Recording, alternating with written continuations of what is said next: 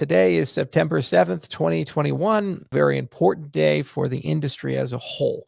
I joined the Bitcoin space a very long time ago, and 2011 was a different time. Then the concept of an altcoin meant a fork of Bitcoin, usually was a slightly different monetary policy. The arguments were over things like name coin and should we have metadata in the chain or not? And also, people didn't take things too seriously. There wasn't a lot of maximalism. It was more differences of opinion about where to meet over core philosophical differences or large amounts of money. Bitcoin was not at $1 billion. It was barely at a few hundred million. And even that, you couldn't sell more than a few thousand, maybe 10, 20,000 a day and not expect to move the market. The largest exchange, I think, around then was either Mt. Gox or we were doing it on spreadsheets.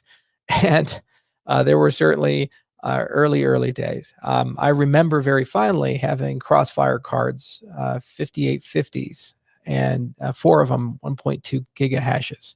And I thought I was a badass and getting a few Bitcoin every day. And it didn't get a huge ROI because back then Bitcoin was about $4. The industry's grown a lot. Bitcoin has grown to a point where not only do nation states now take it seriously, today a nation state decided to embrace it at a level of making it legal tender.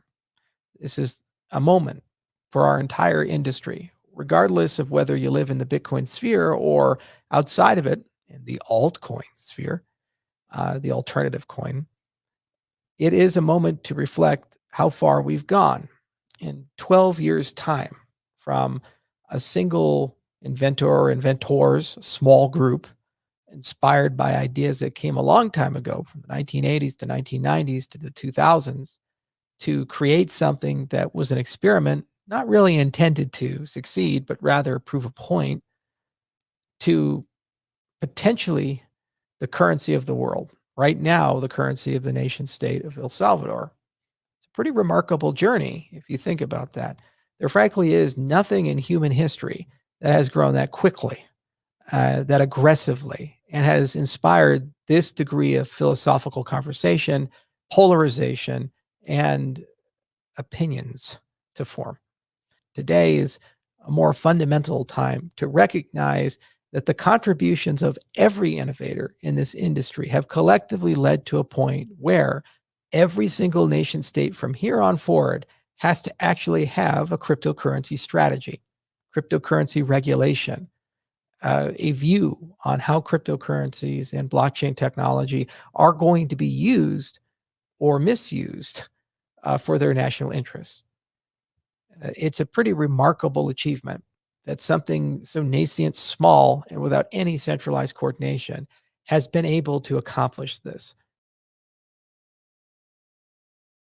And as I said, we all have differences of opinion and strong personalities. And at times we say harsh things, especially over Twitter.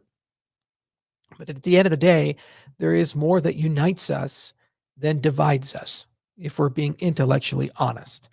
And we're not alone anymore.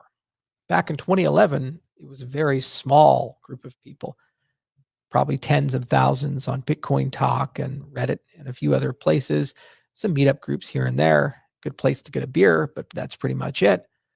Now, in 2021, the movement is in at least the tens of millions, if not over 100 million people.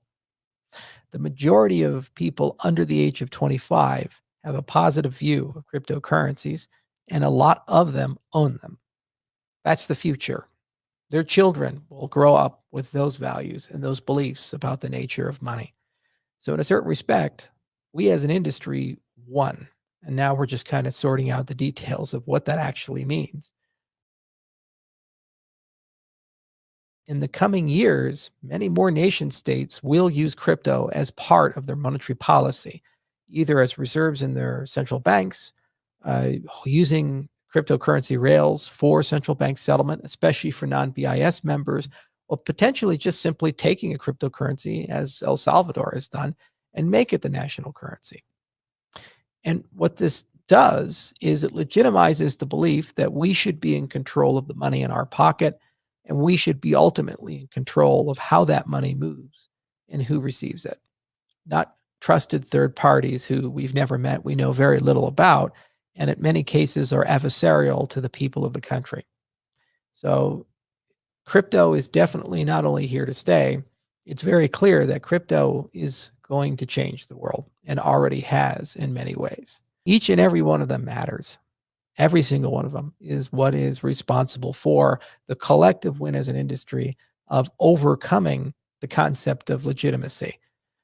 We're now there, and better or worse, Bitcoin is here to stay, and better or worse, crypto is here to stay, and the world is just going to have to deal with it.